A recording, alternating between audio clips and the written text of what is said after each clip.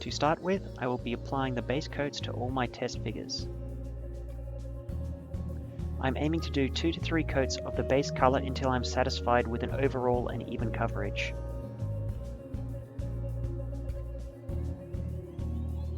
The undercoat I used in this instance was the Imperial Primer from Citadel. However, any reasonable spray or brush-on primer will do.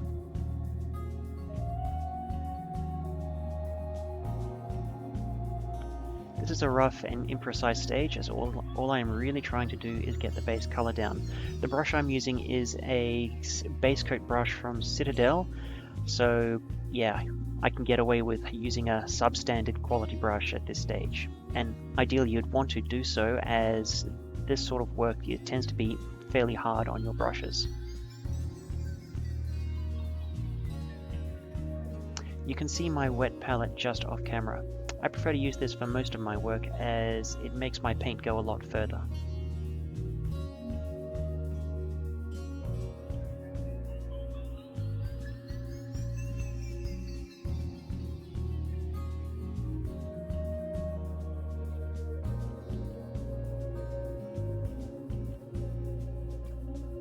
This is one of the figures I will be using to demonstrate subsequent steps later on in the video. I have chosen this figure because it incorporates hair and other non-flesh elements. It is also one of the more iconic figures from the Imperial Guard range from Games Workshop. For a bit of background, I am on the tail end of a fairly large Imperial Guard army project, and yeah, I basically decided to do an extreme mix of skin tones, so I've had a lot of practice painting a variety, so that's the rationale behind making this video in the first place. This is actually a throwback from my Chaos army that I finished a fair while ago as well. I did a load of cultists, about 40 of them. And yeah, I'll also be doing a variety of stranger skin tones in this video. And as you can see, we're onto the wash stage here. Once again, if you've seen the Games Workshop videos on the subject, it's nothing fancy, just thoroughly dry, wash on the model, make sure you hit the recesses, and make sure it doesn't pool too much on the large flat areas where they are on the model. This will become especially apparent later on.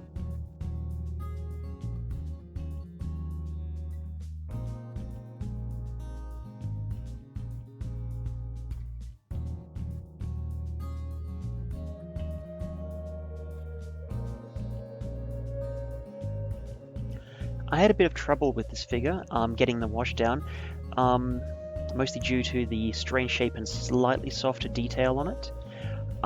Basically, it's a fairly scarred looking head, so the wash, it went into the eye sockets, the nose, the mouth, those sorts of recesses fine, but there's a scar towards the top of the head which I had trouble getting wash into. So as you can see, what I'm going to do at this point is, any moment now, yeah, I'm just going to slather a heavy wash on the top, and now I'm dampening my brush and I'm going to clean it up afterwards.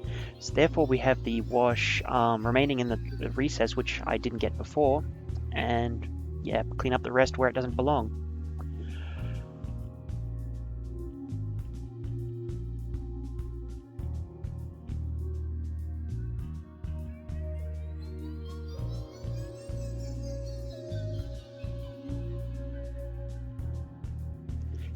And with the washing done, we are onto our first layer.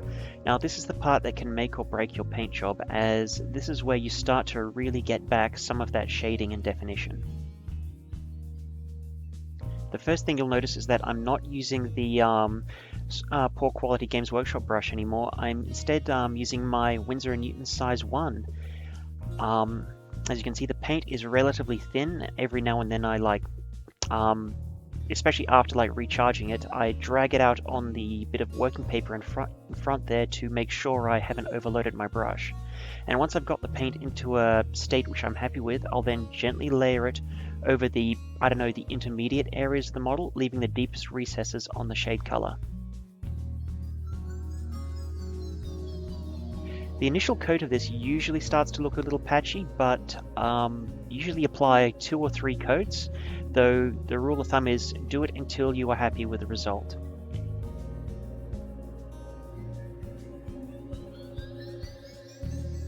Yeah, unfortunately this is where a steady hand is ideal, as especially when you're picking out features around the nose and the mouth. You want to hit things like the laugh lines, in the case of this guy, the nose, and avoid letting paint flood into the recesses around the eye socket, under the nose and in the mouth, and so on.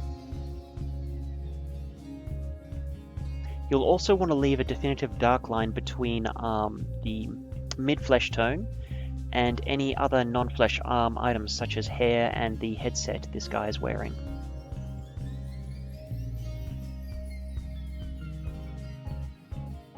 Yeah, it looks like I'm on my second coat here at the moment, and you can see I'm really starting to bring that mid-tone to a point where it's starting to overpower the base tone, or more or less has overpowered the base tone.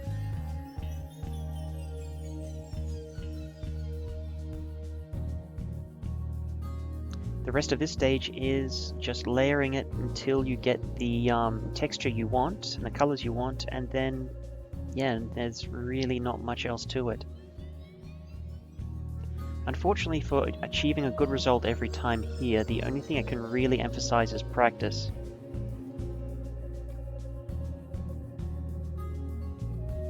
I've also chosen this model, I think I mentioned it earlier, as one of my demo models because of the bald head.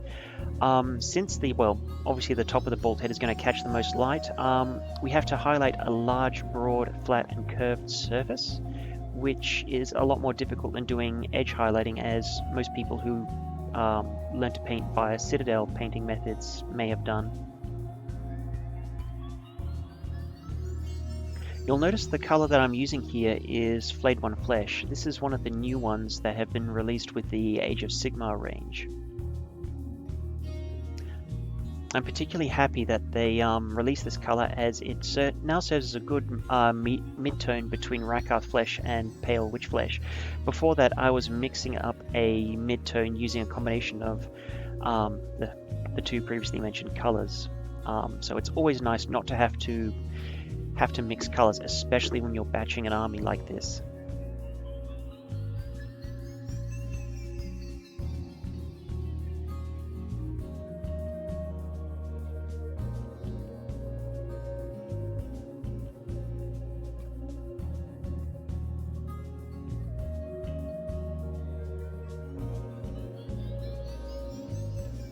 I'm painting more or less in the same manner as I did with the regular Caucasian type flesh, except obviously applying it over more of a broad area, so it's just eyeballing it to make sure the paint job isn't patchy, that it's even, and that there's a good transition between it and the base color.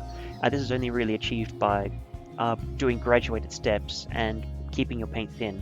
Like I'll reiterate again, using the white paper I can test the opacity of my paint before it goes down, therefore I can start to get not quite a glaze but sort of going. Actual glazing, well, as I've been taught at least, is much thinner.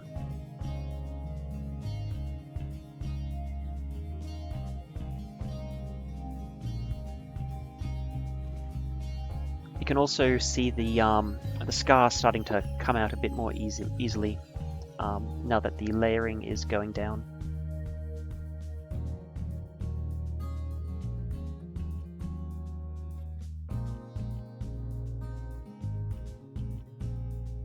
Okay, this is what it looks like with the base coat, shade, and first layer down. If you're batch painting an army and you really are happy with this result, by all means, just leave it here. The next stages we will do are highlighting and other details. For a war painter though, realistically the highlighting, you can probably consider it optional, as from 3 feet away these are still going to look pretty good, especially for low points cost army per unit army like Imperial Guard.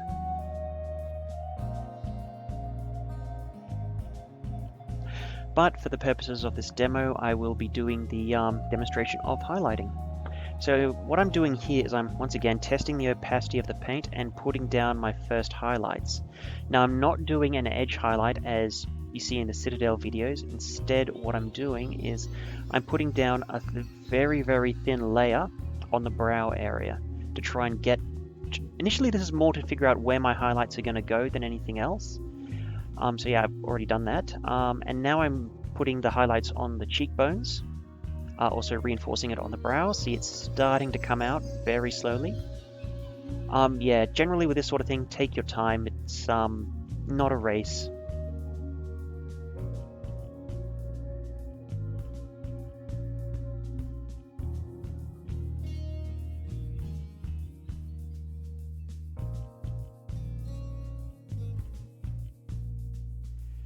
You will notice that I'm trying to be a lot more precise about the opacity of my paint at this point. Entering this stage with very thick paint can basically, we're trying to achieve something of a glazing effect, and too much paint can ruin your opacity. And also same case for the, well, the highlight layer, which of course is pallid witch flesh for this guy as well.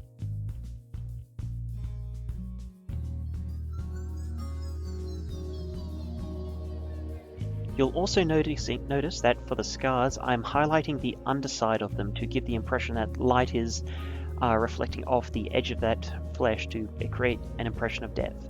Anyway, I think this is the part where I get to work on the top of his head, yeah. Okay, so I'm applying my highlight color fairly thick on the very top of the skull, and then with an even thinner layer, I'm glazing into it to try and get that transition from the mid-tone to the highlight color. So yeah, I'm reinforcing the highlight where I feel that it needs it. I'm mostly eyeballing this at this point. A lot of the eye for painting, I guess, comes from experience, and the only real way to get that, unfortunately, is to practice. With this sort of thing, there isn't a silver bullet for just making good miniatures first time. Yeah, I'm just getting rid of some of the patchiness of that highlight and making sure I'm happy with the transition, and also building up the highlight a bit more where I feel that it needs it. So you'll notice I'm further reinforcing that highlight because I think that it blends more realistically with the top of the guy's head, and as you can see, yeah, that's the final result for both of them.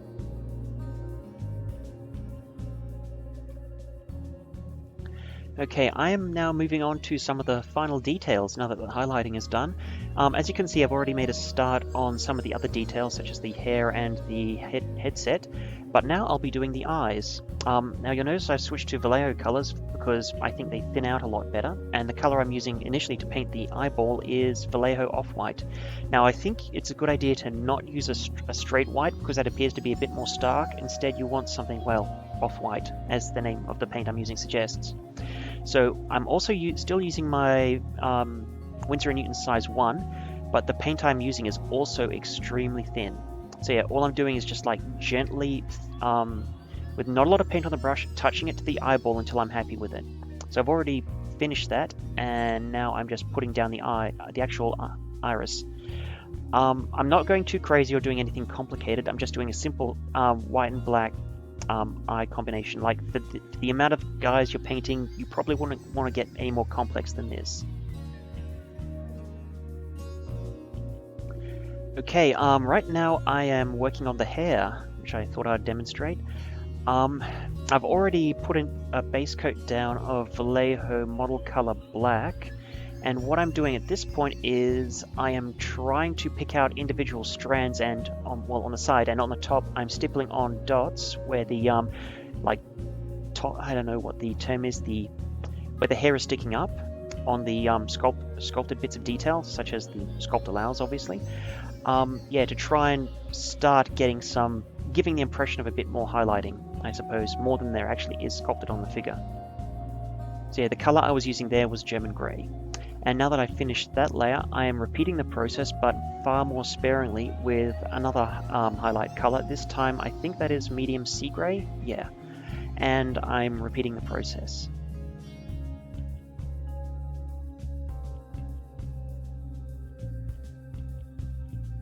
As with the painting the eye process, you want to keep your paint both very thin, and you also don't want to have a lot of it on the brush. You just want to stipple on individual dots. You don't want to risk flooding the model. What you can't see is that I have a paper towel just off camera, and I'm going back and wiping down my brush as I recharge it. At this point, I'm also doing the final touch for the highlight is that I'm applying a glaze of Vallejo Model Color Black. Now, as you can see, the paint is very thin, pretty much transparent. Now, what this does is it tones down the highlight and makes it a little more natural looking, though in retrospect, I think I probably could have used brighter highlight colors and let the glaze turn it down so it'll be a lot more noticeable. Now I'm going ahead and doing this same process but different colors for the other head. The base color I put down initially was Steel Legion Drab, I believe. And now I'm painting lines of Talan Sand along it, trying to follow the, I don't know, line of the hair to give the impression of hair strands running down the guy's head. And once I'm done with painting the hair strands, I'm then going to do what I did on the other guy and stipple some dots on the raised bits of detail on the back of the head where he has something of a buzz cut.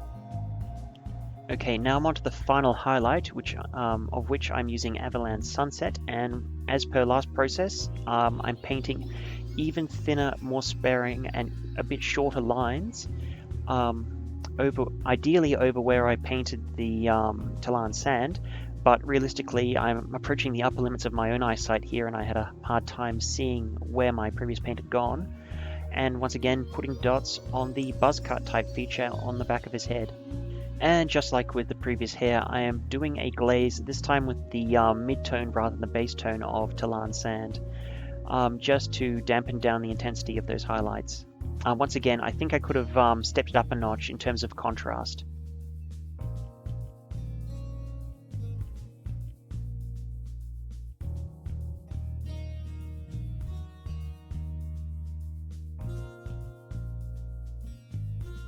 Here I've decided to do an example of how I'd go about painting arms.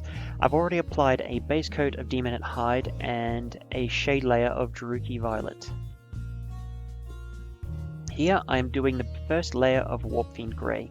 Just like with the heads, I am leaving a dark line of the shaded base color between other non-flesh features and the fleshets and the mid-tone.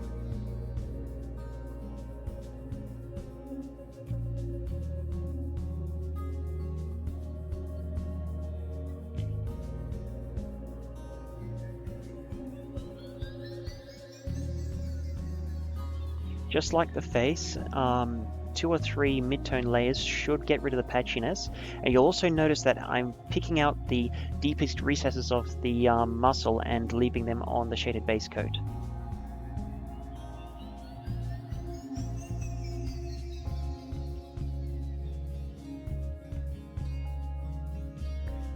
I suppose the unfortunate thing about doing figures with large amounts of exposed flesh is you have to take a lot more time in order to get the transitions between the various layers looking natural.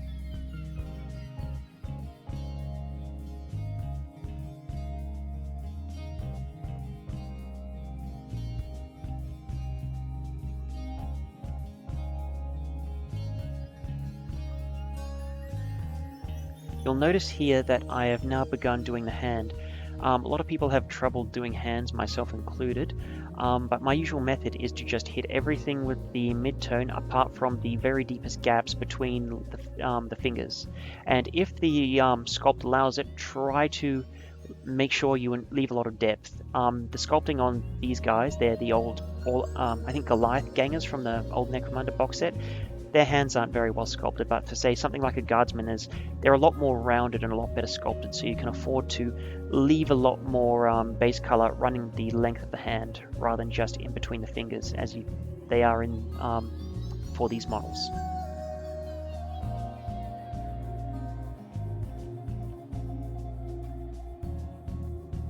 You'll notice for this arm that there isn't a leather harness or anything like that, so we have to be a bit more disciplined as to where we leave the shades. In this case, well, it's off camera right now, sorry about that. Come on. Yeah, I've been trying to be careful to make sure the areas between the large ripples of muscle, I suppose, are remaining on the shaded base coat.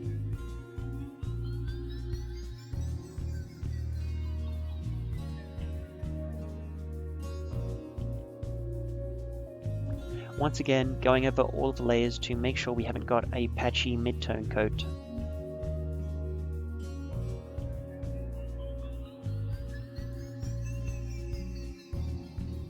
Also for this color, I'm using Deathworld Forest, was using Deathworld Forest and Ogren Camo, but I couldn't get a half decent mid-tone for it, so I'm just using a 50-50 mix of both. Here I'm applying the highlight.